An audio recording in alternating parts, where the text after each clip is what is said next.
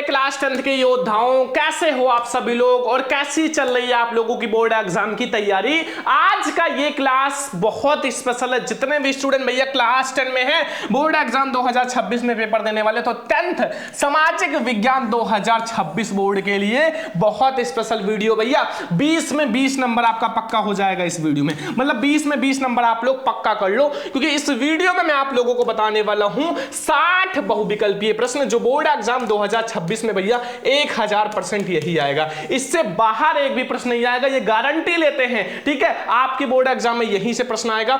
20 में 20 नंबर भैया आप पक्का कर लो, 20 में 20 नंबर आपका पक्का हो जाएगा। 100% पेपर में यही पूछा जाएगा बोर्ड एग्जाम में भैया, यही क्वेश्चंस आएंगे जो इस वीडियो में मैं आपको बताऊंगा। एक एक क्वेश्चन तैयार कर लेना, याद कर लेना, ठीक है, क्योंकि ये क्वेश्चंस बहुत स्पेशल है। 95 अगर आपको लाना है तो कोई आपको रोक नहीं सकता 95 लाने से, क्योंकि 20 नंबर आपका ऑब्जेक्टिव यहां से कंप्लीट हो जाएगा। फिर मैं आपको और भी क्लासेस दूंगा, ठीक है। तो ये 20 नंबर पक्का कर लो बहुविकल्पीय प्रश्न का, जो कि बहुत स्पेशल है। और ये 60 ऑब्जेक्टिव अगर आपने तैयार कर लिया तो मैं 100% गारंटी देता हूं कि आप पेपर में भैया 95% जरूर लाओगे। तो इस वीडियो को अपने सारे फ्रेंड्स के साथ शेयर कर देना, ताकि वो सब ये 60 ऑब्जेक्टिव तैयार करके सामाजिक विज्ञान का ऑब्जेक्टिव का 20 नंबर पक्का कर ले।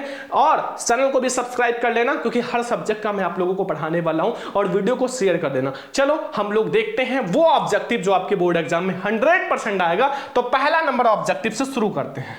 तो मेरे प्यारे स्टूडेंट, जो मैं आप लोगों को ये सामाजिक विज्ञान का बहुविकल्पीय प्रश्न कराऊंगा ना, इसके बाहर आपके बोर्ड एग्जाम में नहीं आएगा। 20 में 20 नंबर आपका पक्का हो जाएगा, ठीक है। चाहे आप 10 साल पहले का पेपर उठा के देख लो, प्रीवियस ईयर पेपर उठा के देख लो, यहीं से सारा ऑब्जेक्टिव आया है, क्योंकि ये बहुत ज्यादा इंपॉर्टेंट है। अगर आपने ये 60 ऑब्जेक्टिव पढ़ लिया ना, तो आपका इसके बाहर एक भी प्रश्न नहीं आएगा। तो ध्यान से समझना, नोट कर लेना, ठीक है। देखो पहला प्रश्न लिखा हुआ, यंग इटली सोसाइटी का संस्थापक कौन था। बहुत इंपॉर्टेंट है भैया, यंग इटली सोसाइटी का जो संस्थापक था वो कौन था। वेरी इंपॉर्टेंट, 2026 बोर्ड में ये क्वेश्चन 100% आएगा, तैयार कर लेना। ऑप्शन नंबर क्या है, गैरीबाल्डी, खा है बिस्मार्क, गा है काबूल, एंड खा है भैया मैथ्सनी या फिर मेंजनी। जल्दी से बताओ, यंग इटली सोसाइटी जो था उसका संस्थापक कौन था। तो वो था भैया मेंजनी, ठीक है, मैथ्सनी या मेंजनी। ऑप्शन नंबर घ वाला हमारा बिल्कुल सही है। अगला क्वेश्चन, निम्नलिखित में से यह विकल्प किसका था। जब फ्रांस छींकता है तो बाकी यूरोप में सर्दी हो जाता है। बहुत इंपॉर्टेंट है भैया, अगले साल भी आया था कि जब जो फ्रांस छींकता है तो बाकी यूरोप में सर्दी हो जाती है। किसने कहा था, मैटरनिख ने या काबूल ने या बिस्मार्क ने या भैया जो हमारे मैथ्सनी है। जल्दी से बताओ किसने कहा था, जल्दी से बताओ सारे स्टूडेंट। तो भैया मैटरनिख ने कहा था। किसने कहा था, मैटरनिख ने, अर्थात हमारा का वाला ऑप्शन सही है, ठीक है, सही है। तो अब आ जाओ भैया दूसरा यानी कि तीसरा क्वेश्चन। तीसरा क्वेश्चन, फ्रांसीसी क्रांति का प्रारंभ कब हुआ। जो फ्रांसीसी क्रांति है एक बहुत इंपॉर्टेंट क्रांति है, जो क्लास 10 बोर्ड एग्जाम में हर साल आता है, हर साल आता है भैया। चाहे फ्रांसीसी क्रांति का कारण आए, और ऑब्जेक्टिव तो जरूर आता है कि कब हुआ था फ्रांसीसी क्रांति का प्रारंभ, 1788 में, 1789 में, 1790 में या 1787 में। जल्दी से बताओ फ्रांसीसी क्रांति का प्रारंभ कब हुआ था, 1789 ईस्वी में, ठीक है। ऑप्शन नंबर हमारा खा वाला सही है, 1789। नोट करते रहो, ठीक है, सारे स्टूडेंट नोट कर लेना। पीडीएफ में आप लोगों को दे दूंगा, टेंशन मत लो, ठीक है। फोन नंबर है कि राष्ट्रवाद का प्रारंभ किस देश से हुआ। वेरी इंपॉर्टेंट क्वेश्चन भैया, जो राष्ट्रवाद है उसका प्रारंभ किस देश से हुआ है। जो राष्ट्रवाद शब्द का प्रारंभ है वो किस देश से हुआ है। बहुत इंपॉर्टेंट क्वेश्चन है भैया, जर्मनी से, इटली से या फ्रांस से या फिर हमारा इंग्लैंड से। जल्दी से बताओ कहां से हुआ है, तो फ्रांस से हुआ। जो हमारा राष्ट्रवाद है ना उसका प्रारंभ फ्रांस से हुआ था। नोट कर लो जल्दी से, ठीक है, नोट करते रहो मेरे प्यारे स्टूडेंट, क्योंकि जितना मैं आपको सामाजिक विज्ञान में क्वेश्चन आज पढ़ा रहा हूं ना, मैं 100% नहीं 1000% गारंटी लेता हूं कि आपके बोर्ड एग्जाम में हर सेट में यहीं से क्वेश्चंस आएगा, क्योंकि पूरे बुक में से मैंने ऑब्जेक्टिव लिया है, चाहे इतिहास हो या नागरिक शास्त्र हो या अर्थशास्त्र हो या भूगोल हो, सब में से सारा ऑब्जेक्टिव लिया हूं, ठीक है। तो 4 ऑब्जेक्टिव समझ में आ गया।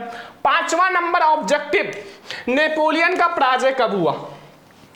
नेपोलियन जो है उनका पराजय कब हुआ था। ऑप्शन नंबर क्या है भैया, 1814 में, 1815 में, 1816 में या 1817 में। तो नेपोलियन का पराजय कब हुआ, तो नेपोलियन का पराजय हुआ था 1815 में। कब हुआ था, 1815 में। वेरी इंपॉर्टेंट क्वेश्चन है भैया, ठीक है, यहीं से सारा ऑब्जेक्टिव आपका 20 में 20 ऑब्जेक्टिव आपके बोर्ड एग्जाम में छपेगा। तो आपसे हाथ जोड़ के रिक्वेस्ट है कि तैयार कर लेना। बस आप लोगों के लिए इतना मेहनत करते हैं क्योंकि आप लोग बहुत ज्यादा स्पेशल हो हमारे लिए, ठीक है। बस जितना कह रहे हो उतना तैयार करो। बस देखो भैया, अगला है कि ऑटोमान बिस्मार्क का संबंध किस देश से था। भैया ऑटोमान बिस्मार्क, अगर आप लोगों ने जर्मनी का एकीकरण पढ़ा होगा तो ऑटोमान बिस्मार्क का नाम जरूर सुना होगा, ठीक है। तो जल्दी से बताओ ये कौन थे, जनक थे भैया जर्मनी के एकीकरण, इटली, जर्मनी, फ्रांस या फिर ब्रिटेन। तो सभी को पता चल गया भैया बिस्मार्क का संबंध जो था वो किससे था, जर्मनी से था। किससे था, जर्मनी से था, ठीक है। क्वेश्चन नंबर 6 समझ में आ गया, नोट कर लो सभी स्टूडेंट। 7 नंबर क्वेश्चन भैया कि चौरी चौरा कांड कब घटित हुआ था। चौरी चौरा कांड जो है वो कब घटित हुआ था, जल्दी से बताओ। वेरी इंपॉर्टेंट क्वेश्चन है मेरे प्यारे लड़कों, वेरी इंपॉर्टेंट। तो कितने स्टूडेंट को पता है कि 1920 में हुआ था या 1921 में या 1922 में या 1925 में, जल्दी से बताओ कब हुआ था, जल्दी से। सभी स्टूडेंट को पता होना चाहिए कि 1922 में जो है चौरी चौरा का कांड हुआ था, 1922 में, ठीक है। जितना बता रहे हैं वो तैयार कर लो क्योंकि अब की बार हमें हर सब्जेक्ट में भैया 95% लाना है। कितना, 95%। तो आपको मेहनत करना होगा हमारे साथ खूब अच्छे से, क्योंकि हम लोग अब की बार बहुत ईमानदारी के साथ पढ़ने वाले हैं और हर बच्चे का सपना पूरा करेंगे, ठीक है। और हर बच्चे को मैं टॉपर बनाऊंगा, ठीक है। बहुत अच्छे से पढ़ाई होगा हर सब्जेक्ट का। देखो हिंद स्वराज्य पुस्तक के लेखक कौन है, हिंद स्वराज्य पुस्तक के लेखक कौन है। देखो ऑप्शन नंबर क्या है, सरदार पटेल या बाल गंगाधर तिलक या महात्मा गांधी या फिर भैया सुभाष चंद्र बोस। जल्दी से बताओ कौन है, महात्मा गांधी जी। हिंद स्वराज्य पुस्तक के जो संस्थापक हैं वो महात्मा गांधी जी हैं, ठीक है, महात्मा गांधी जी। सभी को पता चल गया ना, 8 में 8 क्वेश्चन समझ में आ गया ना। अगर कोई सा भी बोर्ड एग्जाम में आए तो लिख कर आओगे, छोड़कर नहीं आना है मेरे प्यारे स्टूडेंट, ठीक है। आप हमारे स्टूडेंट हो तो टॉपर बनना है। अगला 9 नंबर, सबनी अवज्ञा आंदोलन कब चलाया गया। सबनी अवज्ञा आंदोलन कब चलाया गया, ऑप्शन है 1920 में, 1927 में, 1930 में या 1935 में, जल्दी से बताओ। तो सबनी अवज्ञा आंदोलन भैया 1930 में चलाया गया था। कब चलाया गया था, सबनी अवज्ञा आंदोलन 1930 ईस्वी में चलाया गया था, ठीक है। जितने स्टूडेंट को भैया सामाजिक विज्ञान नहीं याद होता, ठीक है, और प्रॉब्लम होती है ना, सबसे बड़ी बात आप ऑब्जेक्टिव सबसे पहले क्लियर करो, ठीक है। और लघु उत्तरीय दीर्घ उत्तरीय आप बनाकर भी लिख दोगे ना तो आपको नंबर बहुत अच्छा मिलेगा, क्योंकि मैंने खुद बना के लिखा था और सामाजिक विज्ञान में 87 मार्क्स थे, ठीक है, जबकि मैंने लॉन्ग और लघु उत्तरीय बना के लिखा था। तो आप लोग भी भैया ऑब्जेक्टिव सारा तैयार कर लो, ठीक है। और इस वीडियो में मैं आपको ऑब्जेक्टिव तैयार करा दूंगा और सारा भी तैयार कराऊंगा, टेंशन मत लो, सारा कुछ तैयार करूंगा। अगला, भारत में राष्ट्रपिता कहकर किसको संबोधित किया जाता है। सभी को पता है भैया भारत में राष्ट्रपिता कहके किसको संबोधित किया जाता है, वेरी इंपॉर्टेंट है। राष्ट्रपिता किसे कहा गया है भैया भारत में, ऑप्शंस आपके पास महात्मा गांधी, जवाहरलाल नेहरू, सुभाष चंद्र बोस या गोपाल कृष्ण गोखले। तो सभी को पता है भैया महात्मा गांधी जी को क्या कहा गया है, भारत का राष्ट्रपिता कहा गया है। महात्मा गांधी जी को भारत का राष्ट्रपिता कहा गया है, ठीक है। सारा क्वेश्चन तैयार है ना। अगला आ जाओ, क्वेश्चन नंबर 11, भारतीय राष्ट्रीय कांग्रेस का अधिवेशन कब हुआ। हर साल आता है भैया, हर साल बोर्ड में आता है, तो आपसे यही रिक्वेस्ट रहेगी कि तैयार होना चाहिए ये क्वेश्चन। ऑप्शन है 1885 में, 1904 में या 1857 में या फिर 1855 में, जल्दी से बताओ, जल्दी से। भारतीय राष्ट्रीय कांग्रेस का अधिवेशन कब हुआ, तो वो हुआ था भैया 1855 में, 1855 में, ठीक है। देखो आप लोगों को मैं जितना पढ़ा रहा हूं उतना पढ़ो, ऐसे हर सब्जेक्ट का मैं आप लोगों के लिए ऑब्जेक्टिव लाने वाला हूं। बस चैनल को सब्सक्राइब करे रहो और बेल आइकन को प्रेस कर लो ताकि आप लोगों का एक भी क्लास मिस ना हो। और चैनल को सब्सक्राइब कर लो, शेयर कर दो अपने दोस्तों के साथ, ठीक है, क्योंकि आप लोगों के लिए मैं बहुत मेहनत करता हूं, दिन रात मेहनत करता हूं। इसको मैं 12-1 बजे रात तक बनाया हूं, जो ये आप देख सकते हो ना, और फिर मैं आप लोगों को पढ़ा रहा हूं, ठीक है। तो आप लोग भी प्लीज छोटा सा काम कर दिया करो। अगला, महामंडी का प्रारंभ किस वर्ष हुआ। महामंडी का प्रारंभ बच्चों, महामंडी का मतलब है कि जहां बहुत सारी चीजें इकट्ठा हो जाएं, जैसे खाने वाली चीजें या फिर बहुत सारी चीजें। जब महामंडी लगा था ना तो हर एक अनाज जैसे है गेहूं चावल ये सब बहुत ज्यादा हो गया ना, जिसकी कीमत बहुत ज्यादा गिर गई थी, तो वही महामंडी है जो तीसरे नंबर चैप्टर में पढ़ोगे। 1919 में या 1924 में या 1929 में या 1934 में, तो 1929 में महामंडी लगा था। कब, 1929 में, याद रखना। ऑप्शन नंबर गा वाला हमारा सही है, है कि 1929 में महामंडी का प्रारंभ हुआ था। नोट कर लो कि भारतीय राष्ट्रीय कांग्रेस का अधिवेशन कब हुआ भैया 1885 में, और महामंडी का प्रारंभ कब हुआ 1929 में। ठीक है, आगे आ जाओ। 13 नंबर ऑब्जेक्टिव है कि संयुक्त राष्ट्र संघ का मुख्यालय कहां स्थित है। संयुक्त राष्ट्र संघ का मुख्यालय कहां स्थित है, कितने बच्चों को पता है? वाशिंगटन में या जिनेवा में या न्यूयॉर्क में या फिर ऑस्ट्रिया में? बताओ। संयुक्त राष्ट्र संघ का मुख्यालय, बहुत इंपॉर्टेंट क्वेश्चन है, बहुत इंपॉर्टेंट, हर साल बोर्ड में आता है, तो आपसे रिक्वेस्ट है तैयार कर लेना कि संयुक्त राष्ट्र संघ का मुख्यालय जो है वो न्यूयॉर्क में स्थित है। कहां स्थित है? न्यूयॉर्क में स्थित है। ठीक है, और एक क्वेश्चन भैया ये हर साल आता है, हर साल, और देख लेना 2026 में ये क्वेश्चन जरूर छपेगा, बस तैयार कर लो। कौन सा? देखो कि प्रथम विश्व युद्ध का प्रारंभ कब हुआ, प्रथम विश्व युद्ध कब हुआ था, फर्स्ट वर्ल्ड वॉर कब हुआ था? देखो 1904 में, सॉरी 1914 में, या 1939 में, या 1919 में, या फिर 1942 में? जल्दी से बताओ, प्रथम विश्व युद्ध कब हुआ? 1914 में। कितने बच्चे को पता था? 1914 में प्रथम विश्व युद्ध हुआ था। ठीक है, प्रथम विश्व युद्ध। ठीक है, समझ में आ गया ना? आगे आ जाओ। 15 नंबर, ब्रिटेन में कार्नला कानून समाप्त करने का कारण था।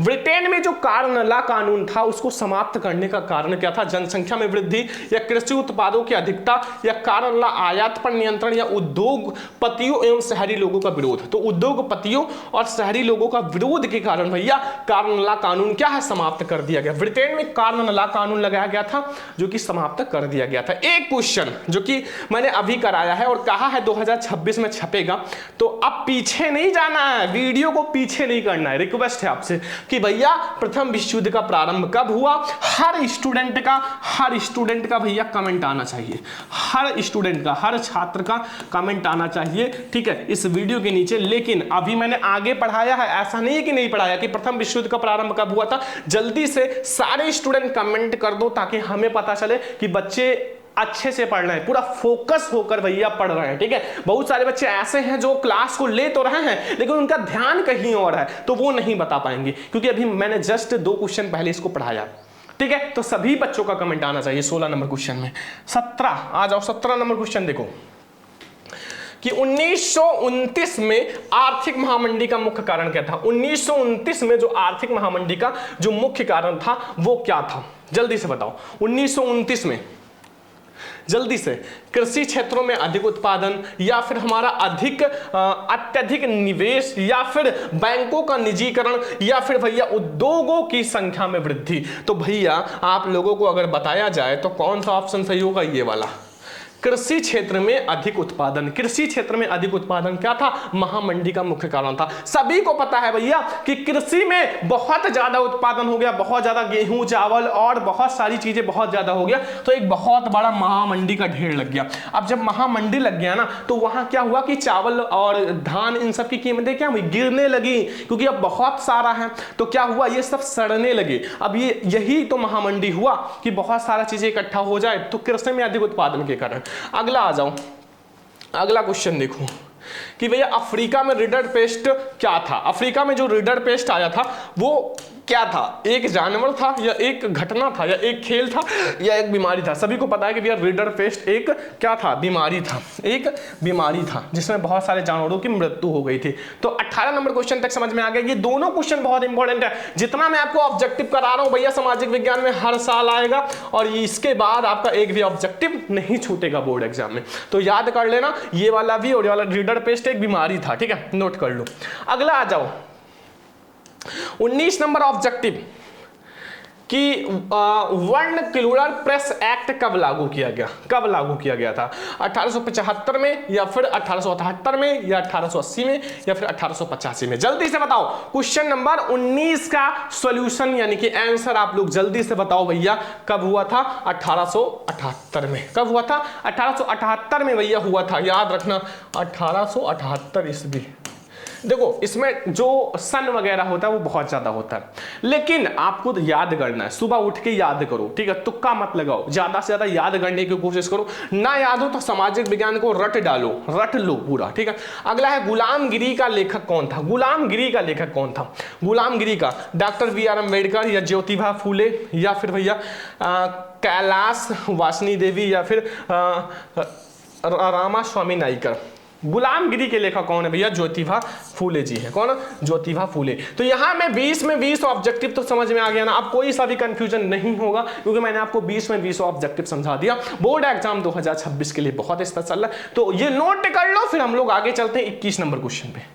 क्वेश्चन नंबर 21 अर्थात 21 नंबर समझो, पंजाब में भूमि निम्नीकरण का मुख्य कारण क्या है? वेरी इंपॉर्टेंट क्वेश्चन है भैया, भूगोल का हर साल बोर्ड में आने वाला क्वेश्चन है, हर साल। तो आपसे रिक्वेस्ट है कि भैया तैयार कर लेना कि पंजाब में भूमि निम्नीकरण का मुख्य कारण क्या है? गहन खेती या वन उन्मूलन या अधिक सिंचाई या फिर अति पशुचारण। देखो सबसे होता है निम्नीकरण, लेकिन पंजाब में पूछा है ना, क्योंकि एक राज्य में पूछा तो अधिक सिंचाई के कारण बहुत ज्यादा क्या होता है? भूमि निम्नीकरण का मतलब होता है भूमि नष्ट होता है, ठीक है, याद रखना। अगला क्वेश्चन 22 नंबर, निम्नलिखित में से किस राज्य में सीढ़ीदार खेती की जाती है?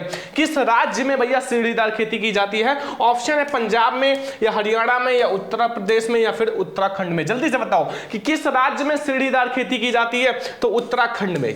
तैयार कर लो, ठीक है, कि पंजाब में भूमि निम्नीकरण का जो मुख्य कारण है वो अधिक सिंचाई है और सीढ़ीदार खेती कहां की जाती है? उत्तराखंड में। नोट कर लो 22 नंबर क्वेश्चन तक। 23 नंबर आते हैं, देखो 23 नंबर क्वेश्चन ध्यान से देखो, लिखा हुआ है कि इनमें से किस राज्य संघ राज्य क्षेत्र में काली मृदा पाई जाती है? किस राज्य संघ में काली मृदा पाई जाती है? जम्मू और कश्मीर, राजस्थान, महाराष्ट्र या फिर झारखंड। तो महाराष्ट्र में पाया जाता है भैया काली मृदा, ठीक है। अगर आप लोग मैप देखे होंगे ना तो सभी को पता होगा कहां पाया जाता है, इन चारों में से भैया महाराष्ट्र में। अगला लेटराइट मृदा निम्नलिखित में से कहां पाई जाती है? लेटराइट मृदा बहुत इंपॉर्टेंट है, जैसे हमारा ये वाला इंपॉर्टेंट है वैसे हमारा ये वाला भी इंपॉर्टेंट है। राजस्थान और हिमाचल प्रदेश या महाराष्ट्र या फिर हमारा उत्तर प्रदेश। जो जल्दी से बताओ, ये भी हमारा भैया महाराष्ट्र में ही पाया जाता है। लेटराइट मृदा भी कहां पाया जाता है? महाराष्ट्र में ही पाया जाता है, ठीक है। तो याद रखना काली मृदा भैया महाराष्ट्र में पाया जाता है और जो ये लेटराइट मृदा है ये भी महाराष्ट्र में ही पाया जाता है। 24 ऑब्जेक्टिव क्लियर हो गया होगा, कोई दिक्कत नहीं होगा। अगर कोई सा भी कंफ्यूजन है कमेंट बॉक्स में कमेंट कर दो, ठीक है, और अपना जोश कमेंट कर देना, ठीक है। आपका जोश कम होना नहीं चाहिए, एनर्जी नहीं कम होना चाहिए। पढ़ाई के लिए हमेशा एनर्जेटिक रहो, खाओ पियो एंड वाटर यानी कि जल ज्यादा से ज्यादा पानी पियो ताकि आप लोग एनर्जेटिक रहो, ठीक है, ये ध्यान रखना। अगला 25 नंबर, इनमें से कौन सा संरक्षण तकनीक जो है या तरीका समुदायों की सीधी भागीदारी नहीं करता? कौन सा सीधी भागीदारी नहीं करता? ऑप्शन नंबर फर्स्ट है भैया, ऑप्शन नंबर हमारा फर्स्ट है कि संयुक्त वन प्रबंधन या बीच बचाओ आंदोलन या चिपको आंदोलन या फिर हमारा वन्य जीव परिसीमन वाला वन्य जीव पशु विहार का परिसीमन, ठीक है, ये वाला सही है, घा वाला ऑप्शन। ध्यान रखना, नोट कर लो सारे स्टूडेंट, ये वाला ऑप्शन सही है, ठीक है। आगे आओ भैया, हरा सोना निम्नलिखित में से किसको माना गया? हरा सोना सभी को पता होगा भैया, ग्रीन गोल्ड किसे कहा जाता है? प्राकृतिक वनस्पति को, घास और मैदान को हरे या फिर नहीं, प्राकृतिक वनस्पति को कहा जाता है, जो नेचुरल हमारा वनस्पति है ना उसको कहा जाता है हरा सोना। हरा सोना इसको कहा जाता है, ध्यान रखना भैया, जितना पढ़ा रहे हैं पढ़ लो। 26 ऑब्जेक्टिव हो चुका है। 27 नंबर आ जाओ, निम्नलिखित में से कौन सा जो वक्तव्य है बहुउद्देशीय नदी घाटी परियोजना के पक्ष में नहीं तर्क नहीं दिया है? मतलब पक्ष में दिया गया तर्क नहीं है, नहीं वाला बताना है, वेरी इंपॉर्टेंट है, नहीं वाला बताना है। ऑप्शन आपके पास है का वाला भैया, देखो बहुउद्देशीय नदी घाटी परियोजना उस क्षेत्रों में जल लाती है जहां जल की कमी होती है, ठीक है, ये तो सही है। खा वाला बहुउद्देशीय नदी घाटी परियोजना बहाव के नियंत्रण और बाढ़ को काबू पाती है, ये भी सही है। अगला बहुउद्देशीय नदी घाटी परियोजना में वृहत स्तर पर विस्थापन होता है, आजीविका खत्म हो जाती है, आजीविका खत्म नहीं होती, तो ये तर्क क्या है? नहीं है। गा आपका गा वाला सही है, घा वाला भी गलत है, मतलब आपका गा वाला सही है। ध्यान रखना कि ये वाला ऑप्शन हमारा गा वाला सही है कि भैया आजीविका खत्म नहीं करती बहुउद्देशीय नदी घाटी परियोजना, ठीक है। 27 का गा वाला ऑप्शन सही है। 28 नंबर ऑब्जेक्टिव है, इनमें से कौन सी रबी की फसल है? कौन सी है जो एक रबी की फसल है मेरे प्यारे लाडलो? चावल, मोटे अनाज, चना, काला चना या कपास? जल्दी से बताओ तो क्या है? चना या फिर काला चना? चना या फिर काला चना क्या है? रबी की फसल है। याद रखना कि रबी की फसल जरूर आएगा या फिर खरीफ की फसल आ सकता है, ठीक है, रबी या खरीफ की फसल तो जरूर से तैयार कर लेना। या 29 निम्नलिखित में से कौन सी एक फलीदार फसल है? इनमें से किसमें फलियां लगती हैं? दाल में भैया फली लगता है, मोटे अनाज में नहीं लगता, तिल में भी नहीं लगता है, ज्वार में भी नहीं लगता, तो दाल क्या है? एक फलीदार फसल है, इसमें फूल लगता है। जब आप दाल की खेती देखोगे कहीं खेत में लगा हो, देखना, शहर के बच्चे नहीं जानते होंगे लेकिन गांव के देहात के बच्चे जानते होंगे, ठीक है। तो वो जो होता है दाल में भैया फलियां लगती हैं। आगे आ जाओ। कर्तन दहन कृषि या झूम कृषि निम्नलिखित में से किस राज्य में पाई जाती है? कहाँ पाया जाता है? देखो ये जैसे नाम है ना, नाम सुनने में थोड़ा अजीब है, वैसे उत्तर प्रदेश में नहीं, राजस्थान में नहीं, उत्तराखंड में नहीं भाई, मिजोरम में थोड़ा इसका भी नाम अलग टाइप का है। तो कर्तन दहन कृषि या झूम कृषि कहाँ पाया जाता है? मिजोरम में पाया जाता है। कहाँ पाया जाता है? मिजोरम में। ठीक है, अगला क्वेश्चन मेरे प्यारे लाडलों, 31 नंबर श्वेत क्रांति, जो श्वेत क्रांति संबंधित है दुग्ध उत्पादन से, गेहूं उत्पादन से, मत्स्य उत्पादन से या मोटा अनाज उत्पादन से? तो भैया दुग्ध उत्पादन से। श्वेत अर्थात सफेद रंग का क्या होता है? दूध होता है। तो दूध क्या होगा? दुग्ध उत्पादन से क्या संबंधित होगा? श्वेत क्रांति। ठीक है, श्वेत क्रांति। तो ये 31 ऑब्जेक्टिव हो चुका है, जल्दी से तैयार कर लो, फिर हम लोग नोट कर लो, फिर हम लोग आगे बढ़ते हैं 32 नंबर पे। 32 नंबर ऑब्जेक्टिव देखो भैया, झारखंड में स्थित कोडरमा निम्नलिखित में से किसका अग्रणी उत्पादक है? जो झारखंड में स्थित कोडरमा है वो किसका अग्रणी उत्पादक है मेरे प्यारे स्टूडेंट? हर साल बोर्ड में आने वाला प्रश्न है। इतना मेहनत आप लोगों के लिए कर रहे हैं ना, सारा एक साथ में आप लोगों के लिए प्रश्न लाया हूं, बहुत ज्यादा मेहनत किया हूं। ठीक है, तो प्लीज आप लोग ध्यान से देखना, याद कर लेना, बस हमारा मेहनत का जो फल है वो जरूर मिले। आप लोग टॉपर बनो, 95% लाओ, टॉपर बनो और अपने सर का नाम भी आगे ले जाओ, अपने मम्मी पापा के नाम भी आगे ले जाओ। ठीक है, और सब कुछ आप लोग अपने दम पे करो। ठीक है, ध्यान रखना, बॉक्साइड है या अर्वरक है या लौह अयस्क है या फिर तांबा है? तो अर्वरक जो है वो झारखंड में स्थित कोडरमा का क्या है? अग्रणी उत्पादक है। क्या है? अग्रणी उत्पादक है। अगला आ जाओ, निम्नलिखित में से चट्टानों में से किस चट्टान की स्तरें जो है खनिज की निरपेक्ष और संचय होता है? तलछटी चट्टानें या फिर अज्ञेय चट्टानें या कालांती चट्टानें? इनमें से कोई नहीं। तो भैया तलछटी चट्टानें जो है वो सही है। ठीक है, का वाला ऑप्शन हमारा सही है। क्वेश्चन नंबर 33 समझ में आ गया। 34 आ जाओ। निम्नलिखित में से कौन सा ऊर्जा परंपरागत स्रोत है? परंपरागत स्रोत इन चारों में से कौन है जो कि पुराना स्रोत है? देखो, सौर ऊर्जा है, कोयला है, पवन ऊर्जा है या फिर हमारा ज्वारीय ऊर्जा है। 34 नंबर का ऑब्जेक्टिव कौन सा सही है? भैया कोयला जो है वो एक परंपरागत ऊर्जा का स्रोत है, परंपरागत। ठीक है, कोयला वाला हमारा ऑप्शन सही है। खा वाला ऑप्शन सही है। क्या है? इन चारों में से एक परंपरागत ऊर्जा का स्रोत है। भैया 4 4 5 5 परंपरागत और अपरंपरागत तैयार कर लेना, ऑब्जेक्टिव के लिए भी, लघु दीर्घ के लिए भी। देखो, निम्नलिखित में से कौन सा खनिज आधारभूत है? इन चारों में से कौन सा खनिज है जो आधारभूत है? इन चारों में बताना है कौन सा खनिज है जो आधारभूत है। तो ऑप्शन है भैया मैग्नीज है, अर्वरक है, लौह अयस्क है या तांबा है? तो लौह अयस्क जो है मेरे प्यारे स्टूडेंट, गा वाला ऑप्शन, लौह अयस्क जो है, लौह अयस्क वो क्या है? एक आधारभूत खनिज है, आधारभूत खनिज है। अगला आ जाओ 36 नंबर।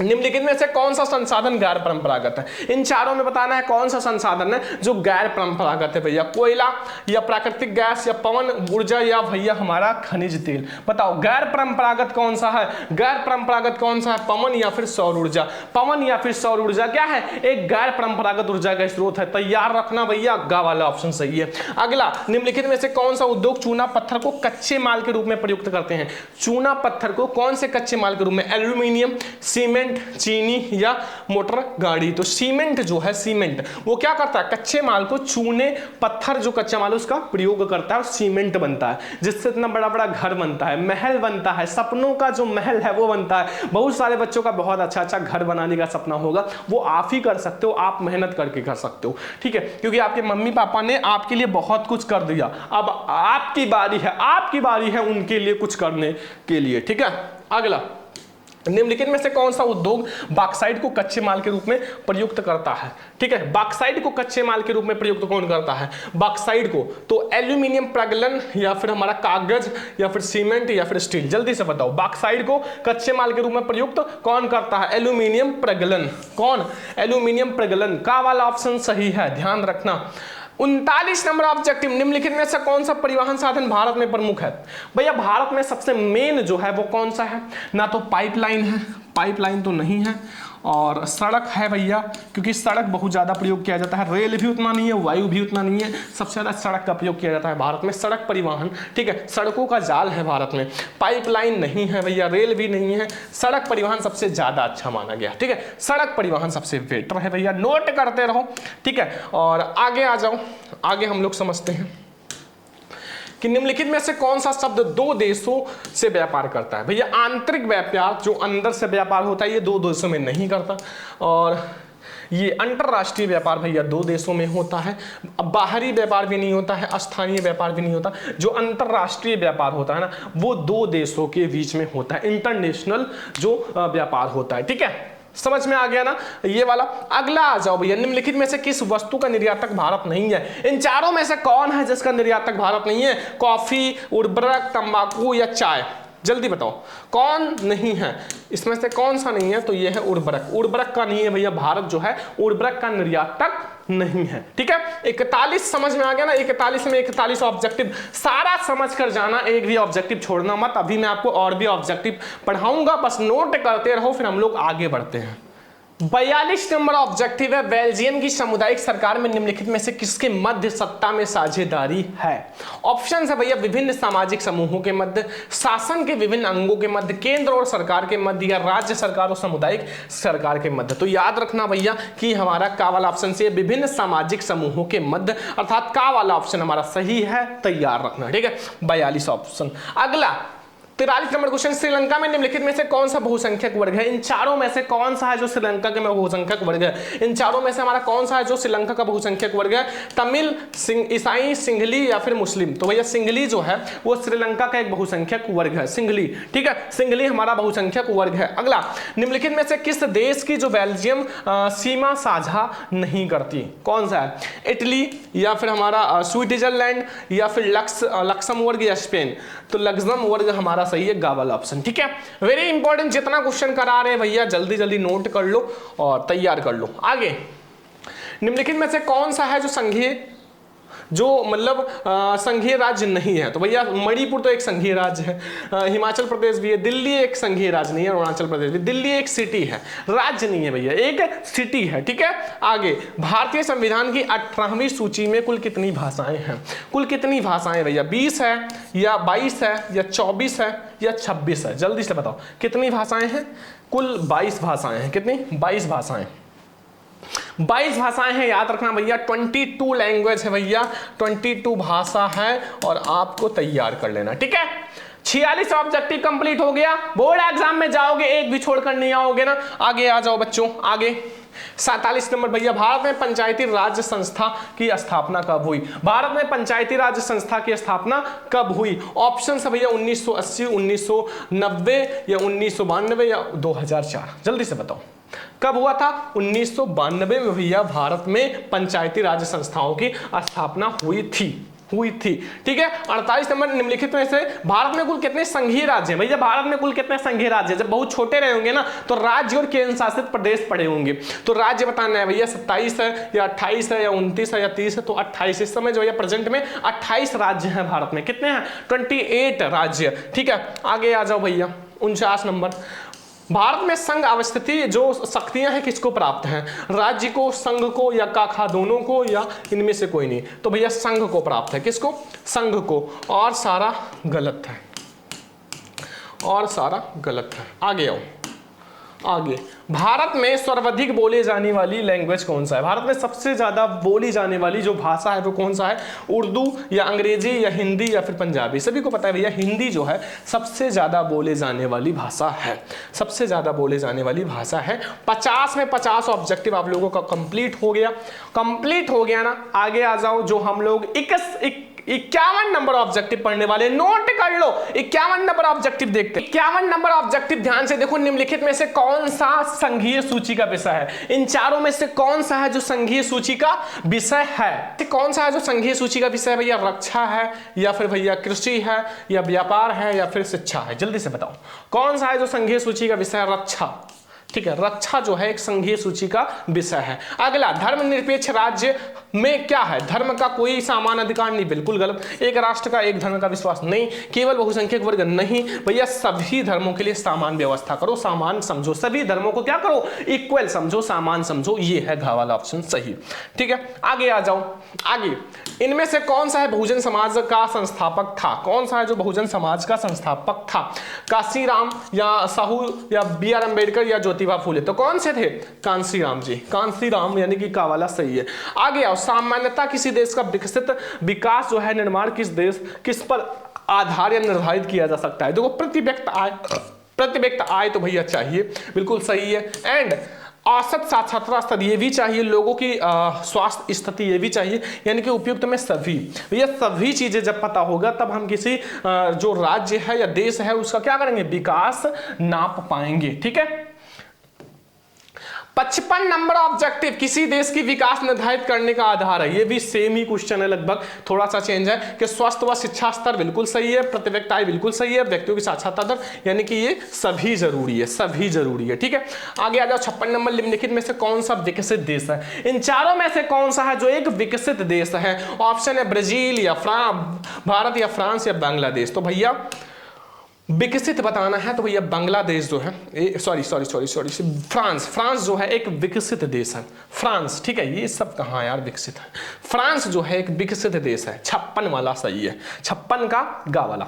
अगला 57 नंबर ऑब्जेक्टिव, सार्वजनिक निजी क्षेत्र के आधार पर विभाजन होता है। पहला, रोजगार की शर्तें या आर्थिक गतिविधियों के स्वभाव या उद्गमों की स्वामित्व। भैया ये क्वेश्चन आप लोगों ने बहुत बार देखा होगा, हर साल बोर्ड में छपता है।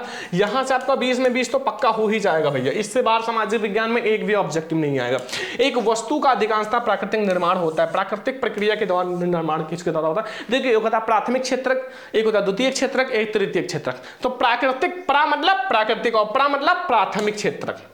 भैया प्राथमिक क्षेत्रक के द्वारा सबसे ज्यादा होता है प्राकृतिक निर्माण। आगे आ जाओ। 59 नंबर, निम्नलिखित में से किस वर्ष महात्मा गांधी जो है रोजगार गारंटी एक योजना चलाई? ठीक है, तो ऑप्शन है भैया 2008 में या 2010 में या भैया 2005 में या 2000 में, जल्दी से बताओ। तो 2005 में। कब? 2005 में। ठीक है, 2005 में। 60 अर्थात लास्ट ऑब्जेक्टिव है भैया कि निम्नलिखित में से किसको सेवा क्षेत्रक कहा जाता है? तो तृतीय क्षेत्रक को सेवा क्षेत्रक कहा जाता है, तृतीय क्षेत्रक को।